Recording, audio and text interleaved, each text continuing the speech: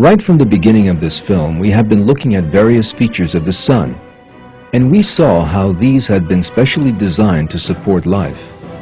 Yet there is another factor in this regard which we have not yet dealt with. The sun's rays have to overcome one very important obstacle before reaching the Earth's surface: the atmosphere.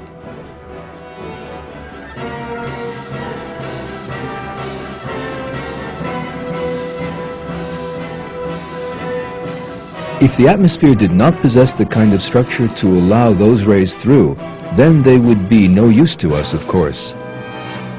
The really interesting thing is not so much that the atmosphere allows beneficial sunlight to pass, but that sunlight is the only radiation that it allows through. Because as the atmosphere allows those rays necessary for life to pass, it also blocks all those rays that would otherwise be fatal.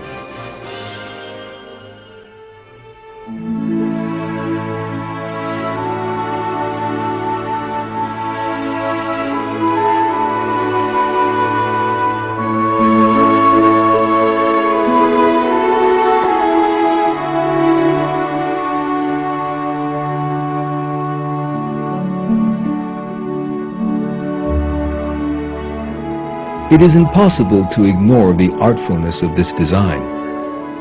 The sun sends only 1/10 trillionth of the whole range of electromagnetic radiation that could be sent.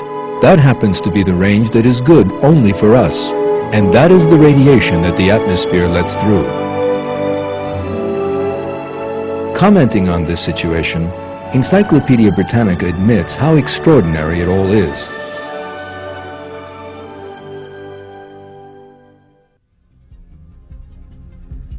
Considering the importance of visible sunlight for all aspects of terrestrial life, one cannot help being awed by the dramatically narrow window in that atmosphere absorption and in the absorption spectrum of water.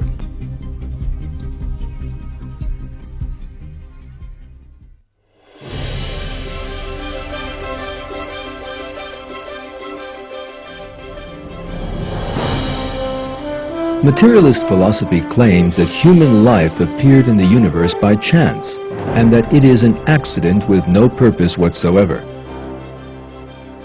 However, the facts that have emerged as science advances shows that there is actually a design and plan in every detail of the universe.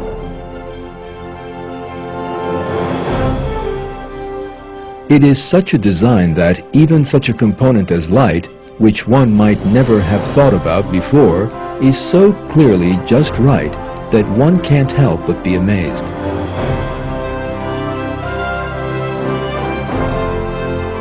Trying to account for such careful design as accidental is totally irrational.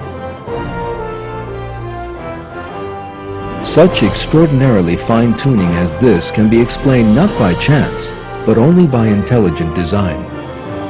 This, in turn, shows that God has created and ordered the whole universe in a manner compatible with life.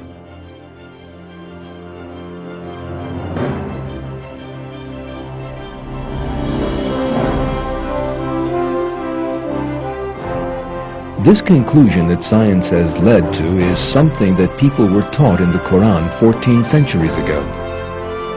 Science shows that sunlight was created for us. In other words, that it was placed at our service. God stated this in the Quran in these terms: "The sun and the moon both run with precision." God is He who created the heavens and the earth and sends down water from the sky, and by it brings forth fruits as provision for you. He has made the sun and the moon subservient to you, holding steady to their courses, and He has made the night and day subservient to you. He has given you everything you have asked Him for. If you tried to number God's blessings, you could never count them. Man is indeed wrongdoing, ungrateful,